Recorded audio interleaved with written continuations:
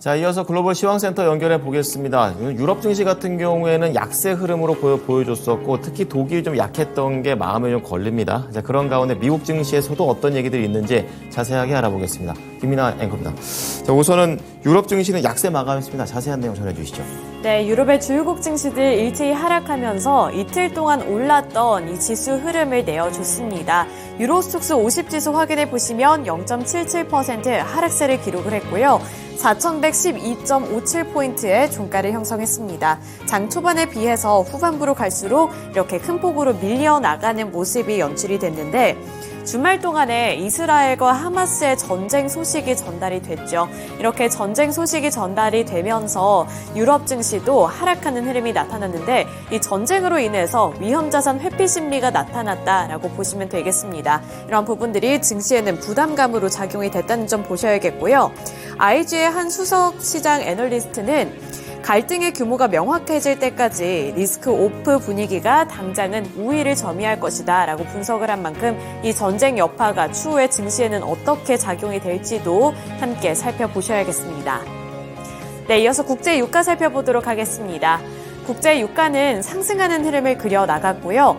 선물 가격 확인해 보시더라도 4% 넘는 강세를 기록했습니다. 4.34% 오른 86.38달러의 종가를 기록했는데요. 전쟁 여파의 국제 유가는 이렇게 급등세를 이어갔다라고 보시면 되겠습니다.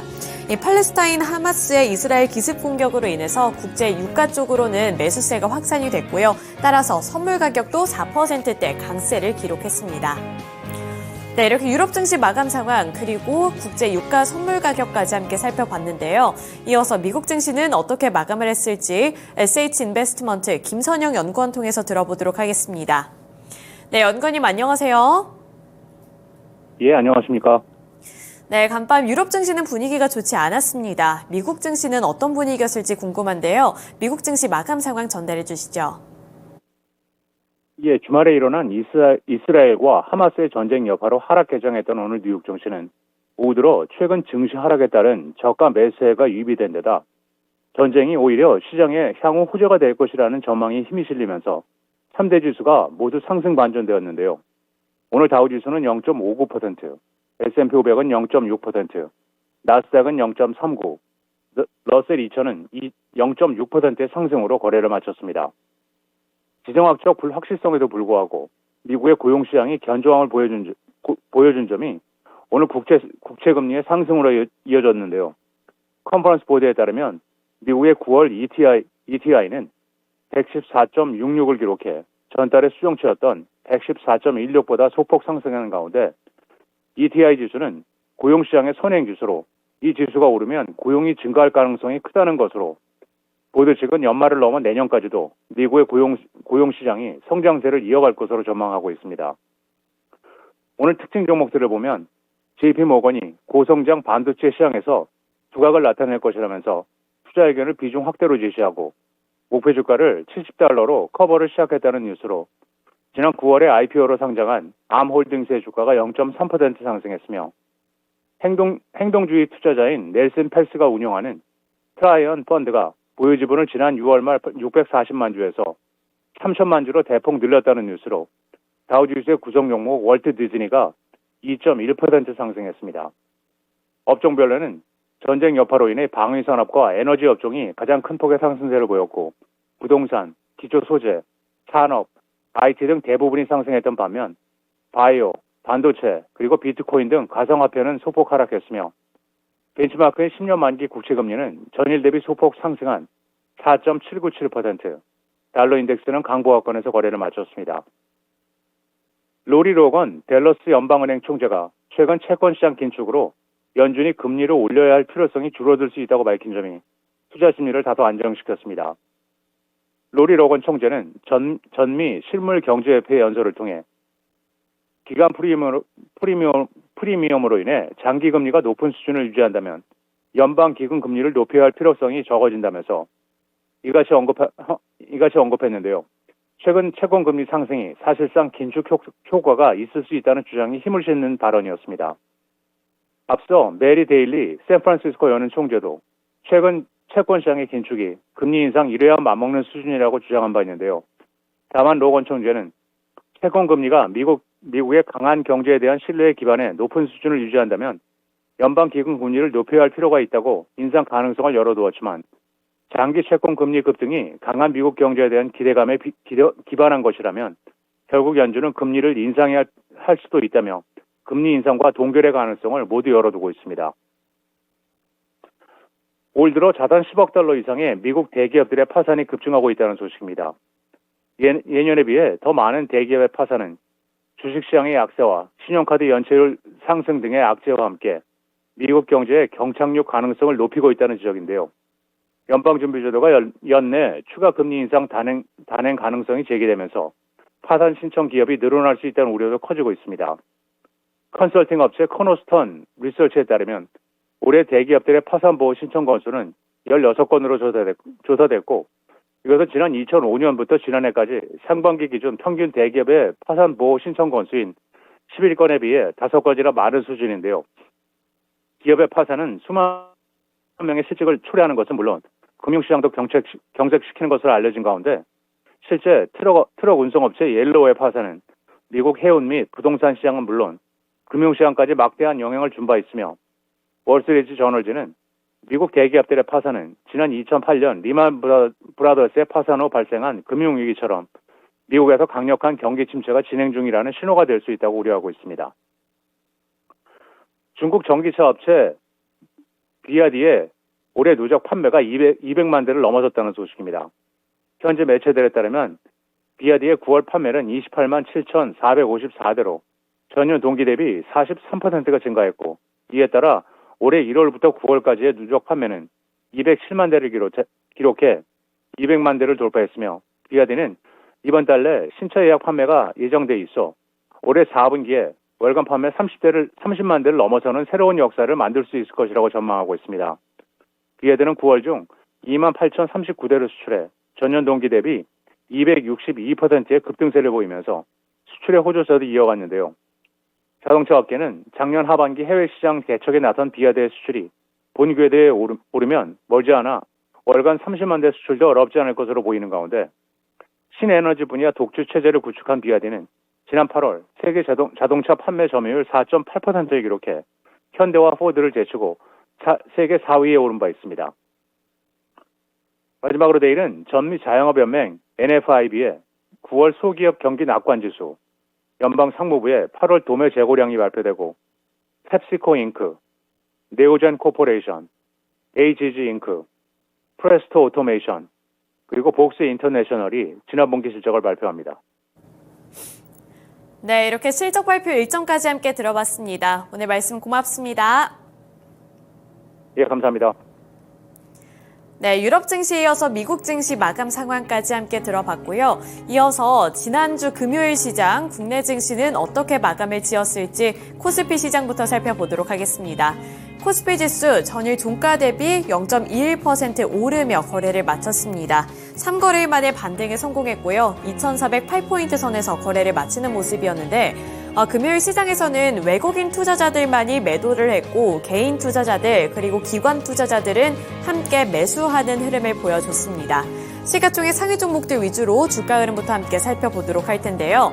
우선은 반도체 투톱부터 살펴보도록 하겠습니다. 삼성전자 그리고 SK하이닉스 엇갈리는 주가 흐름을 나타냈는데 삼성전자는 다시 한번 1%대 약세를 기록했습니다.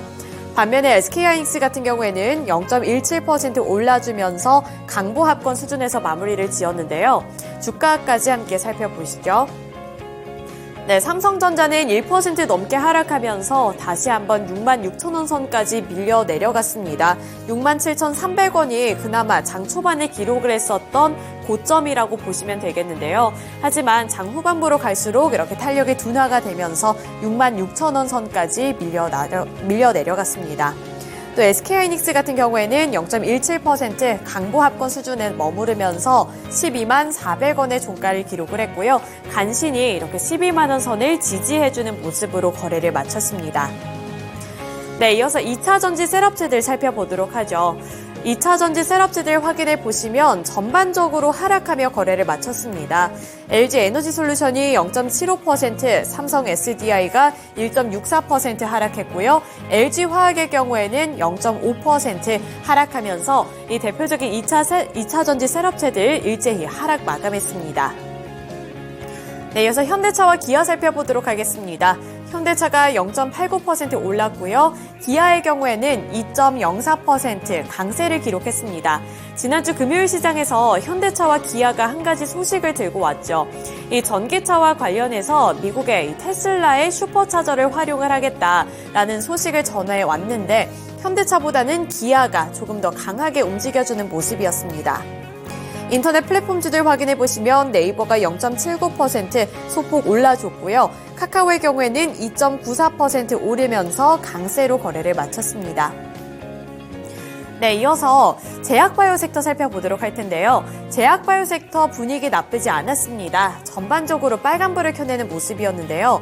삼성 바이오로직스가 1.11% 올랐고요. 셀트리온의 경우 3.95% 오름세를 기록한 가운데 SK 바이오사이언스 같은 경우에도 1.37% 오른 66,700원의 종가를 기록했습니다.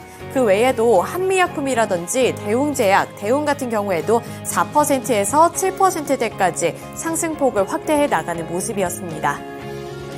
네, 마지막으로 포스코 그룹주들 살펴보도록 하겠습니다. 포스코 홀딩스가 0.59% 올랐고요. 반면에 포스코 인터내셔널 같은 경우에는 0.3% 하락하면서 약보합권 수준에서 거래를 마쳤습니다. 네, 이어서 코스닥 상황 살펴보도록 할 텐데요. 코스닥 지수도 결국에는 상승하며 거래를 마쳤습니다.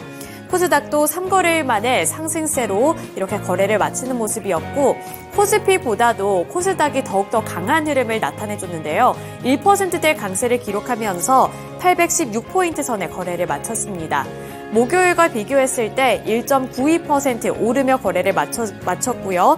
개인 투자자들만이 2,347억 원 매도한 가운데 외국인과 기관의 동반 매수세가 나타나면서 이렇게 지수를 견인했다고 보시면 되겠습니다. 마찬가지로 시가총액 상위 종목들 함께 살펴보도록 할 텐데요. 에코프로 그룹주들이 반등해줬습니다. 에코프로가 1.7% 오른 가운데 에코프로 BM의 경우에는 0.86% 오르면서 23만 5,500원의 종가를 기록했습니다. 반면에 LNF 같은 경우에는 1%대 약세를 기록했는데 LNF는 1.36% 하락한 15만 9천 원을 기록하면서 장중 내내 이렇게 하락하는 흐름을 가져갔습니다. 네, 이어서 포스코 DX 살펴보도록 하겠습니다. 포스코 DX 3.82% 올라주면서 강세로 거래를 마쳤습니다. 네, 이어서 제약바이오 섹터 살펴보도록 할 텐데요. 제약바이오 섹터 코스닥에서도 분위기가 나쁘지 않았습니다. 셀트리온 그룹주들 전반적으로 반등해주는 흐름이었는데 셀트리온 헬스케어가 3.9% 올랐고요. 61,300원의 종가를 기록했습니다. 그 외에도 알테오젠의 경우 5.73% 오르는 모습이었습니다. 네, 반도체 종목들 살펴보도록 하겠습니다. 반도체주들 이 코스닥에서는 전반적으로 상승해주는 모습이 나타났고요. 선방해줬습니다. HPSP가 1.6% 올랐고요. 리노공업의 경우에도 3.2% 상승률을 기록을 했습니다. 그 외에 제약바이오 섹터 전반적으로 이렇게 강세로 거래를 마쳤다는 점도 확인해 보실 수가 있습니다. 네, 이렇게 코스피와 코스닥 전반적인 이 시가총액 상위 종목들의 주가 흐름 함께 살펴봤는데요. 이제는 특징주로 넘어가서 금요일 시장 어떠한 특징주들이 있었는지 함께 살펴보도록 하겠습니다. 금요일 시장에서는 테마주들이 많이 올라왔습니다. 그동안 이렇게 뭔가 주도주가 나타났다라고 보기에는 좀 무리가 있을 것 같고요. 테마 종목들이 함께 엮어서 그쪽으로 매수세가 많이 몰리는 모습이 연출이 됐는데 우선 첫 번째 테마 종목으로는 전기차 충전 테마 종목들 살펴볼 수가 있겠습니다. 제가 앞서서 코스피 시장에서 현대차와 기아 주가를 살펴보면서 슈퍼차저에 대한 이야기를 말씀을 드렸는데요. 이에 따라서 이 전기차 충전 관련 종목들 쪽으로 매수세가 많이 몰렸고요. 그 종목들이 일제히 강세를 기록했다라고 보시면 되겠습니다. 대표적인 종목으로 휴맥스 홀딩스와 휴맥스가 있습니다. 휴맥스 홀딩스가 30% 꽉 채운 상한가를 기록을 했고요. 주가 확인해 보시면 5,720원을 터치했습니다.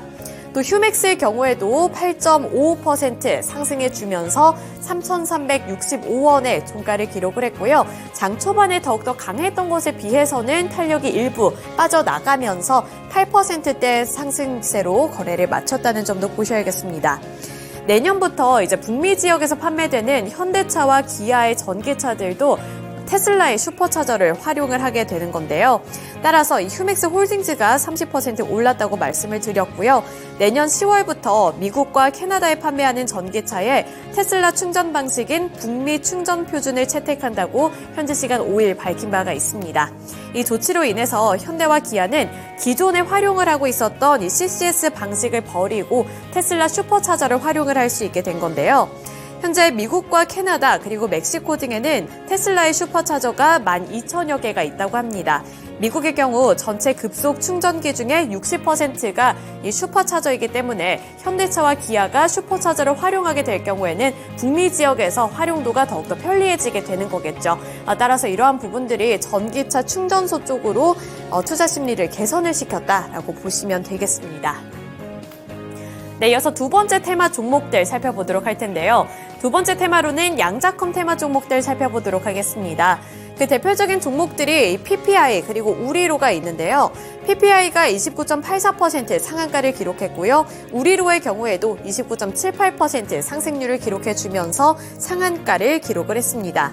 그 외에도 이제 텔레필즈라든지 엑스게이트 그리고 KCS 같은 종목군들도 일제히 강세로 거래를 마쳤는데요.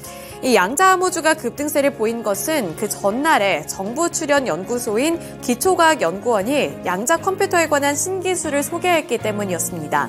이 IBS 양자나노과학연구단은 단일 원자가 양자 컴퓨터의 기본 부품에 해당하는 큐비트로 작용할 수 있는 신개념 플랫폼을 개발했다라고 밝혔는데요. 이 기술이 상용화될 경우 훨씬 가볍고 작은 양자 컴퓨터를 만들 수 있기 때문에 기대감이 유입이 됐고요. 따라서 이 테마 종목들 쪽으로도 매수세가 유입됐습니다. 네, 마지막 특징주 살펴보도록 하겠습니다. 정말 오랜만에 듣는 키워드인데 초전도체 관련 종목들이 금요일 시장에서 다시 한번 주목을 받았습니다. 초전도체 테마 종목들이 강세를 이어간 것은 미국의 에너지부의 에너지 첨단 연구 프로젝트 사무국이 자국 초전도체 개발 프로젝트에 $10,000,000를 지원하겠다라는 소식을 밝혔기 때문인데요. 따라서 우리나라에서도 초전도체 관련 종목들로 엮였던 종목군들 쪽으로 매수세 유입되면서 강세를 기록했습니다. 대표적인 종목으로 파워로직스가 24.38% 올랐고요. 24.38% 오른 9,080원을 기록했습니다. 그리고 장 막판에 가서 이렇게 급등세를 연출했다는 점 보셔야겠고요. 파워로직스뿐만 아니라 서남도 급등하며 거래를 마쳤습니다. 네, 이렇게 특징주들까지 함께 알아봤고요. 지금까지 글로벌 증시 마감 시황이었습니다.